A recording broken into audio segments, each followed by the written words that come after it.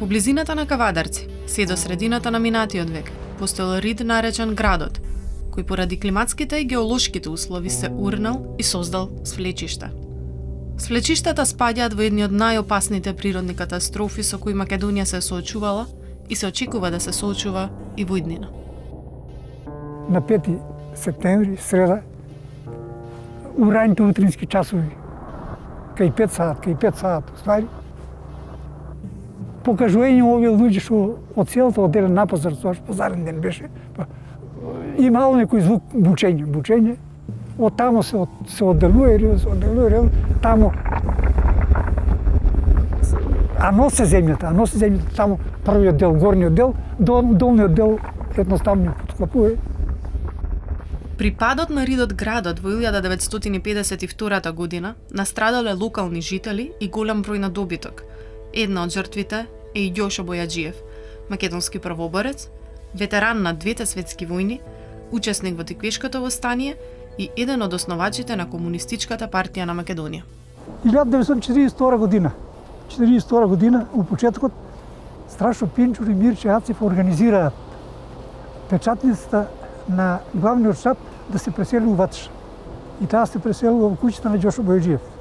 Во летото 1942 година, во лозето на Јошо Бојаджиев, кој се наоѓа во Катуништа, како илегалци се престојуваат Мито Хаџи Василев Јасмин и Димка Габерт. Од тоги до крајот на војната Јошо Бојаджиев е неприкосновен во Комунистичката партија. Меѓутоа, по ослободувањето, Јошо Бојаджиев е назначен за ръководител на сточарство при земјоделска задруга Ватша.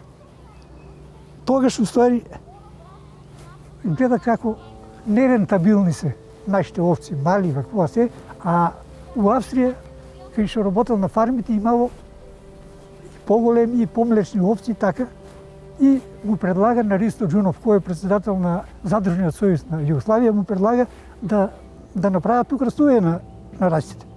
Најправен се сместени овде на оваа место. Еден ден, пред негде 3 септември, јас дојдов тука, кај татко ми, и чаата што е на овците, некој Ганов, албанец, таа е одговорен уствари за овците. Но управникот му вика: управниче, оваа место не одговара за овците. Нема вода, нема, теренот за пасишта не е погоден се. И брат ми, односно управникот, и грча рамента. Јас не знам. Има место, му вика, вамо Градов. Тоа место е. И убави пасишта има и на 3 реки излегува и така е добро. Управник му вика: одма селите и тамо че име така. И одма се пресели овце за 3 дена и се деси несреќа. Бора тогаш имал само 15 години. Со жителите и со учениците дошол вооружен со лопати во опит да ги спасат 10 жртви. Но се било попусто. Освен животот на најблиските на жртвите, оваа катастрофа значајно го променила и релиефот околу ридот. Сега, водата од реките кои го опколувале е акумулирана во едно езеро, сегашното Моклишко езеро. Речи си да не постои регион од Македонија кој не е под опасност на вакви катастрофи. Скопската котлина со Скопска Црнагора, Маријово, како и високите делови на Шара се особено чувствителни на вакви опасности.